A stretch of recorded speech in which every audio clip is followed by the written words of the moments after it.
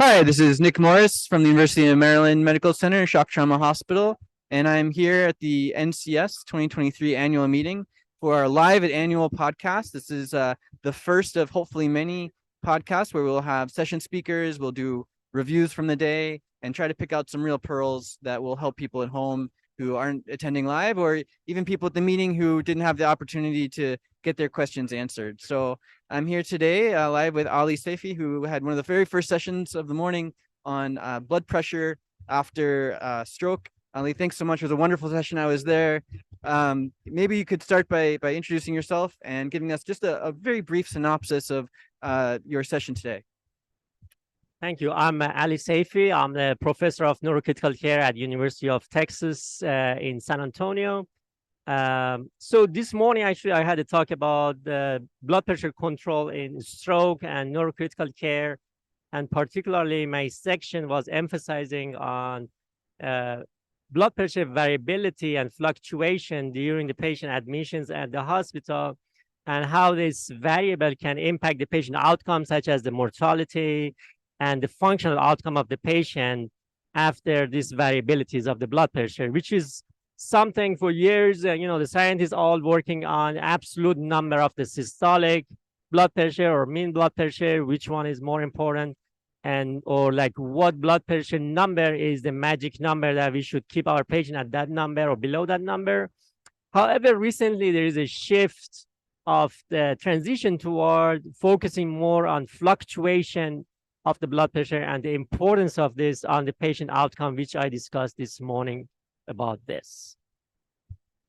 And Ali, you shared some really fascinating data showing that perhaps it's not the target so much that's important, but that fluctuation. And I think before your talk, we heard a little bit about the different orders of looking at blood pressure fluctuations. And one of the questions that might come up for some listeners is, what time frame are we talking about here in acute stroke? Is it within the first hours, or is it does it go for days, or even through the entire ICU stay? Yeah, it's actually a very good question. Of course, the blood pressure control starts from even the time before the stroke happened, before the patient come to the hospital. But the part that we can, as a physician, control more in intensive care units starts from the time the patient being picked up by the ambulances, and when they call 911, from that moment that they pick up the patient, and then in the emergency room and followed up in the ICU to the end of admission.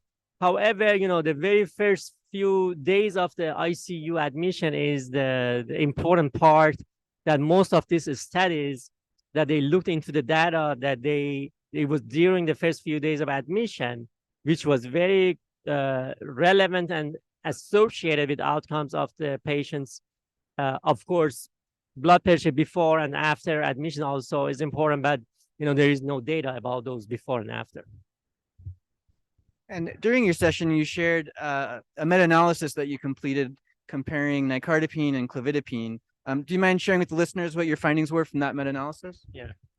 So, I was always interested to see, okay, in the neurocritical care and stroke population, what will be like the good medication that we can have least fluctuation, the best control, and fastest to be the target.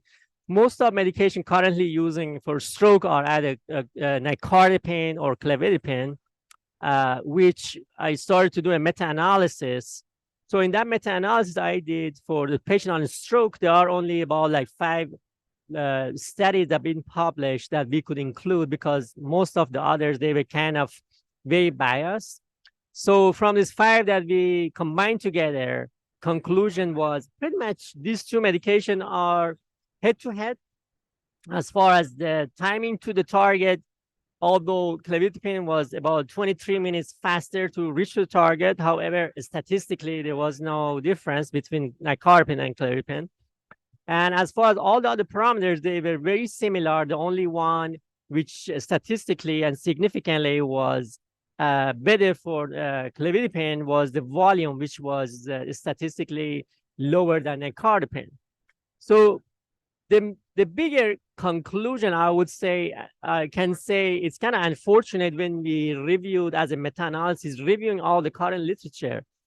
there is no good paper or good data that you can compare these medications or conclude something for the future. So I would say my main conclusion will be we really need a prospective study to compare all of these current IV medications for ICUs to come up with at least some good information and data for our doctors and the patient.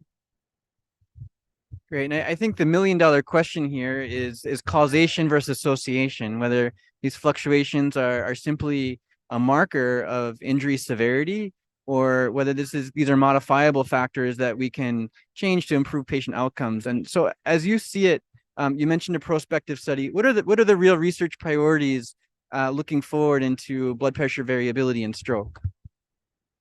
Yeah, I think, in the previous study that they checked the blood pressure variability when they adjusted for all the measurable variables such as, demographics, and also when they adjusted for the absolute systolic blood pressure number, regardless of the fluctuation, the conclusion was that it looks like the main component that impacts the outcome is the fluctuation itself.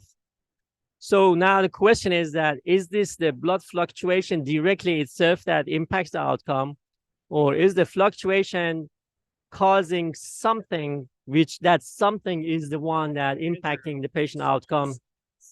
So the prospective studies can actually help us, with doing at the microscopic level to see what are the end organ damage that being caused by this fluctuation, because those are probably the main reasons of the poorer outcome in higher fluctuations.